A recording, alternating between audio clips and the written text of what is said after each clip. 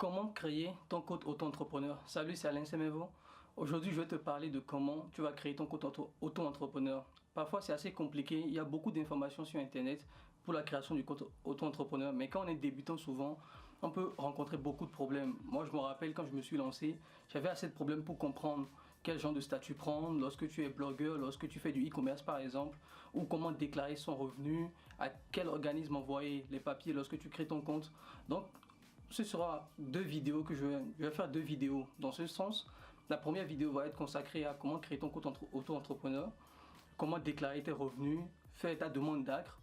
La deuxième partie va se consacrer aux aides de l'État pour les chômeurs. Donc lorsque tu es chômeur, comment créer ton compte, à quel organisme envoyer tes documents, comment faire ta demande d'ACRE.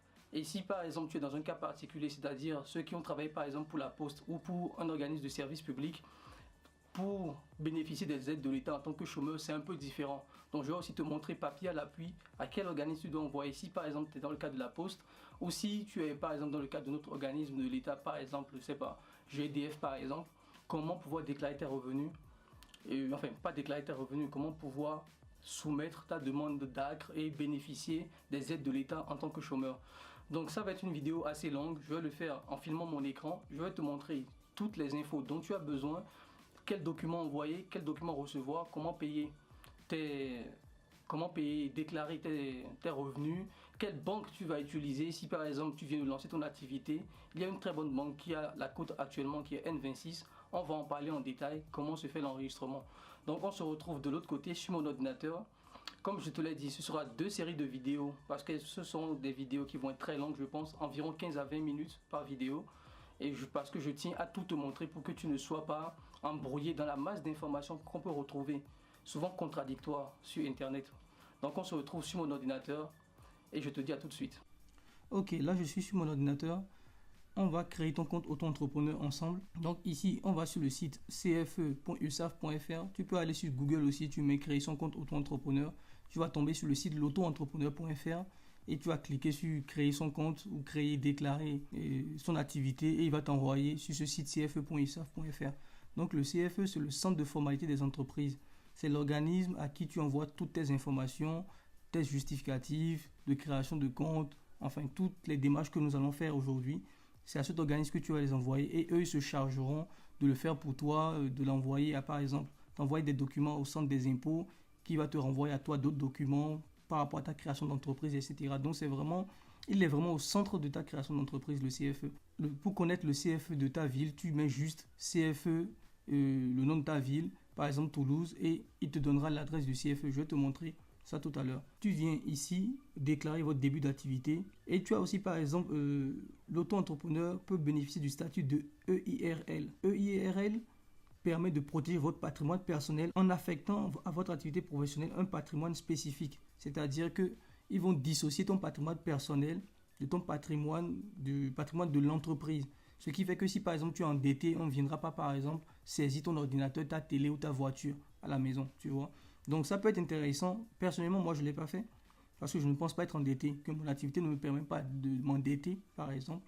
Donc si tu penses que tu auras une activité de type je veux créer un restaurant ou je veux faire quelque chose, voilà, je ne sais pas, qui nécessite d'aller faire un prêt à la banque ou un truc comme ça, voilà, je te conseille de prendre le IRL. C'est juste un clic sur un bouton et d'autres activités et d'autres formalités à faire. Ici, tu mets déclarer ton activité. Il va te renvoyer vers le formulaire pour remplir, pour faire ta déclaration d'activité en ligne. Ça se présente un peu comme ça. Si tu veux être marketeur, enfin web marketeur, si tu veux faire du web, te lancer sur le web entrepreneuriat, donc tu mets Internet, tu coches sur cette case pour avoir toutes les activités de ce domaine. Tu sélectionnes ton activité, par exemple blogueur professionnel par exemple, ou e-commerce par exemple, si tu veux faire du Shopify, du PrestaShop, du dropshipping, enfin bref. Tout ce qui est lié au e-commerce. On va mettre ça comme exemple. Ok, donc à ce niveau, tu as le formulaire de déclaration de début d'activité.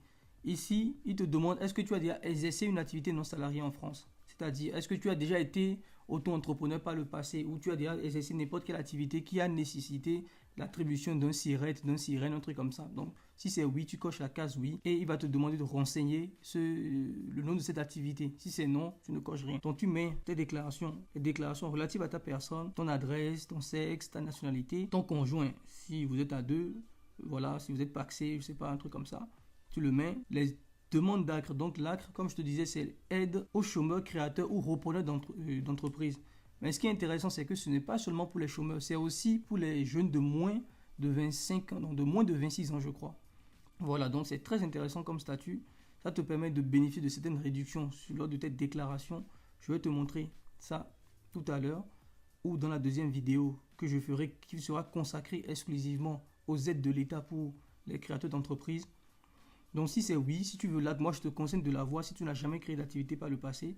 Parce que si tu avais déjà créé l'ACRE, je pense qu'ils ont un délai de 1 an ou de 2 ans avant que tu ne fasses une nouvelle demande. C'est-à-dire par exemple si tu as créé ton entreprise l'année dernière ou il y a 6 mois et que tu l'as fermé, tu ne peux plus, et que tu avais déjà bénéficié de l'ACRE, tu ne peux plus bénéficier. Voilà, il y a un petit truc comme ça derrière. Donc ici, tu coches la case que tu veux faire une demande d'ACRE. Je vais te montrer le formulaire tout à l'heure. Entreprise individuelle à responsabilité limitée, comme j'en parlais. Si tu veux cette option, tu coches aussi cette case. Il va te rediriger vers un document à télécharger. Tu remplis le document et tu l'envoies aussi, je pense, avec un chèque de 52 ou 56 euros pour le IRL. Voilà. Tu auras un certain nombre de trucs à faire. Moi, je ne l'ai pas fait, donc je ne vais pas m'attarder sur cette partie. À quelle adresse vous exercez votre activité, tu mets quel type d'activité, la date de début d'activité. Ils disent aussi que seules les déclarations pour lesquelles l'activité débute dans 30 jours sont recevables sur ce site.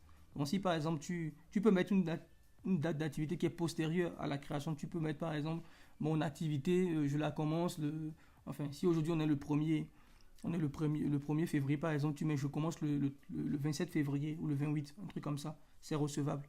Voilà. Mais pas non plus dans 6 mois. Après, déclaration sociale, tu vas mettre l'option que tu choisis, micro-social simplifié, versement trimestriel ou mensuel. Donc, moi, j'ai mis trimestriel, donc ça te permet de faire tes déclarations sociales tous les 3 mois. Donc, je vais te montrer aussi sur quel site le faire et comment le faire. Ton numéro de sécurité sociale. En plus de votre activité auto-entrepreneur, resterez-vous en même temps salarié agricole, retraité, etc. Donc, si tu es par exemple salarié, tu te dis je vais me lancer sur Internet, mais je ne démissionne pas de mon boulot pour avoir une certaine sécurité, tu mets salarié.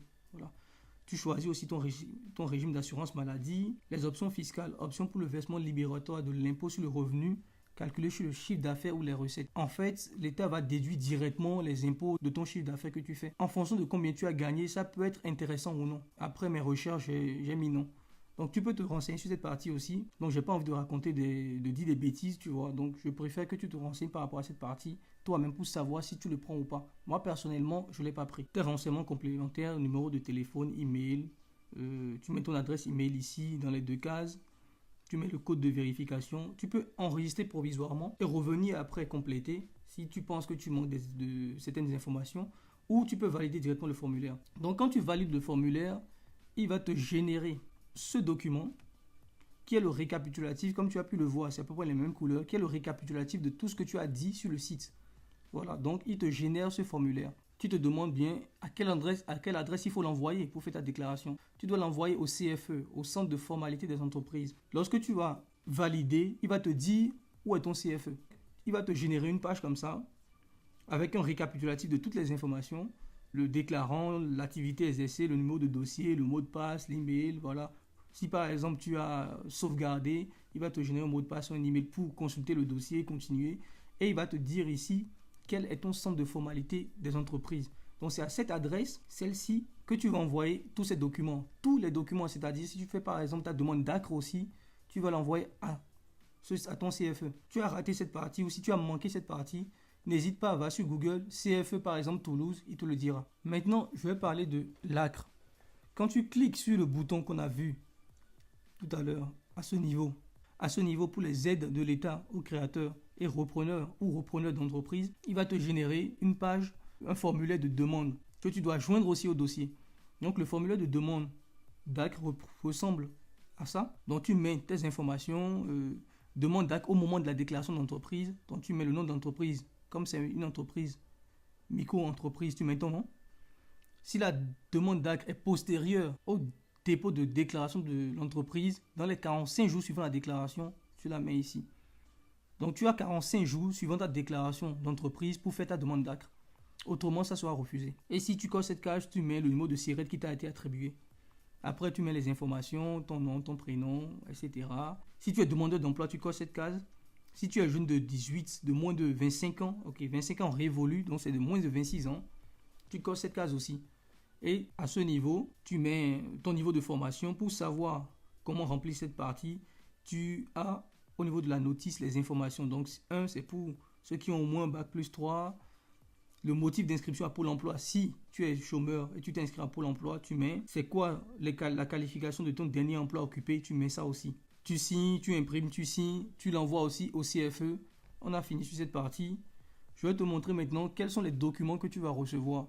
Donc, quand tu fais ta déclaration d'entreprise, que ce soit du e-commerce ou du être blogueur, enfin web entrepreneur, vendre des formations, faire du coaching, peu importe, en fonction de cette catégorie, tu vas recevoir un certain nombre de documents. RSI par exemple. Donc ici, tu vas recevoir un document de ce type qui est une notification d'affiliation au RSI. Tu vas recevoir aussi un document de ton centre d'impôt, ton centre de direction générale des finances publiques de ta ville, de ton département. Voilà, tu vas recevoir ce document aussi. Donc, ils vont faire un récapitulatif. Ok, on a été informé par le CFE que tu as créé ton activité professionnelle, blablabla. Donc, tu auras tout ça. Ça ne nous intéresse pas pour le moment. Ok, ici, ce document, ça parle du CFE. Le CFE, cotisation foncière des entreprises. Il faut savoir que même si tu crées ton entreprise et que tu génères 0 € de chiffre d'affaires sur l'année, tu vas quand même payer la cotisation foncière des entreprises. Donc, c'est un prix forfaitaire que tu vas payer. C'est dans les 100 €, ça dépend du département. C'est dans les 100 € que tu vas payer. Après, tu as l'INSEE qui va t'envoyer un document pour t'expliquer que tu as été enregistré au répertoire des entreprises. Ces documents-là, tu en auras besoin pour faire ta demande d'aide à l'État si tu es chômeur, par exemple. Je vais te montrer ta réponse d'ACRE. Lorsque tu fais ta demande d'ACRE, tu as une notification. Donc, la notification se présente comme ça. Donc, on met accord ACRE. Tu as bénéficié de l'ACRE et tout. Ils t'envoient un document pour te l'expliquer. Et ici, ils te disent pour la première année, quels sont les taux qui sont appliqués. Donc, par exemple, sur vente de marchandises, c'est 3,40%. Sur les prestations de services, c'est 5,80%. Donc, la première année, tu seras taxé sur ça, la deuxième année sur ça, et la troisième année sur ça. Et après, ça deviendra normal, c'est-à-dire ce sera les 23%, je pense, qui sont payés pour les prestations de services et 13% pour les ventes de marchandises du e-commerce. Donc, tu auras aussi l'accord ACRE. Il ne faut pas perdre ces documents. Scanne-les systématiquement. Tu as des applications sur Android pour scanner, sur iPhone pour scanner. Voilà. Ok, maintenant on arrive sur cette partie, comment faire sa déclaration. Pour faire ta déclaration, tu vas sur ce site qui s'appelle netentreprise.fr pour t'inscrire. Donc, tu auras reçu du CFE un certain nombre d'informations comme ton numéro de SIRET, voilà, ou du répertoire Sirène par exemple qui t'ont envoyé ton numéro de SIRET. Donc, tu crées ton compte sur netentreprise.fr pour pouvoir déclarer les revenus liés à l'activité. Donc ici, quand tu crées ton compte, tu te connectes à ton compte, tu tombes sur une page qui ressemble un peu à ça, tu vois, déclaration de chiffre d'affaires et de recettes. Et à ce niveau, tu mets tes moyens de paiement, historique de tes déclarations. C'est ici que tu fais ta déclaration. Je vais sur historique de déclaration par exemple. Je ne sais pas pourquoi, mais il met affichage impossible de la déclaration. Tes moyens de paiement, mais tu auras de toute façon des notifications quand il s'agira de payer. Bon, le site met une erreur aujourd'hui, mais tu auras une notification. Ils vont t'envoyer aussi un email ou un courrier aussi pour te dire les temps de payer, tu as jusqu'à tel délai pour payer, etc. Essaie de le faire dans les temps. Quand tu le fais, ils vont te générer un document qui ressemble un peu à ça, où tu auras déclaré ton chiffre d'affaires, le trimestre auquel il est lié, etc. Il le précise aussi que tu es bénéficiaire de l'ACRE, tu vois, au titre de la première année. Donc c'est ça qui est intéressant aussi. Les taux seront applicables systématiquement. Tu vois, tu constates ici par exemple que vente de marchandises c'est 3,30%, prestation de services ACRE 5,70%. Tu vois, donc les taux sont appliqués automatiquement. Voilà pour cette première vidéo. Dans la deuxième partie, on va parler des aides de l'État. Quand tu as déjà fait ta demande d'ACRE et tout, quelles sont les aides pour les chômeurs, systématiquement pour les chômeurs, parce que pour les étudiants ou ceux qui ont moins de 25 ans, il n'y a pas d'aide en tant que tel. Après, tu peux aller sur ces 3 sites-là que je vous présente ici, c'est-à-dire la Cité des métiers. Ici, j'ai mis le Val-de-Marne, mais normalement, il y a pour chaque département, tu peux mettre la Cité des métiers.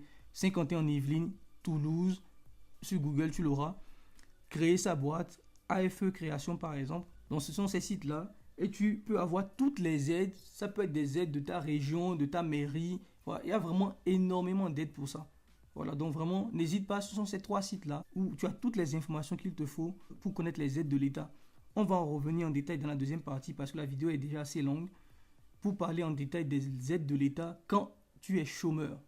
C'est ça qui est le plus intéressant. Quand tu es chômeur, quelles sont les aides que tu as? Si tu as aimé la vidéo, n'hésite pas à la liker, à commenter, à la partager aussi. Comme je te l'ai dit, les informations peuvent changer. Si tu as des informations complémentaires, n'hésite pas à les mettre aussi dans les commentaires. Si j'ai fait des erreurs, par exemple, dans une information, n'hésite pas à me corriger dans les commentaires aussi. Et si vous doutez, allez systématiquement sur ces 3 sites, rechercher toutes les informations. C'est vraiment les 3 sites les plus à jour sur tout ce qui concerne les entreprises en France. N'hésitez pas du tout à aller voir ces 3 sites. Ne regardez pas les articles du Monde, de Libération ou les articles que les gens mettent un peu partout sur Internet. Les informations changent très rapidement, comme je vous l'ai dit au début de cette vidéo.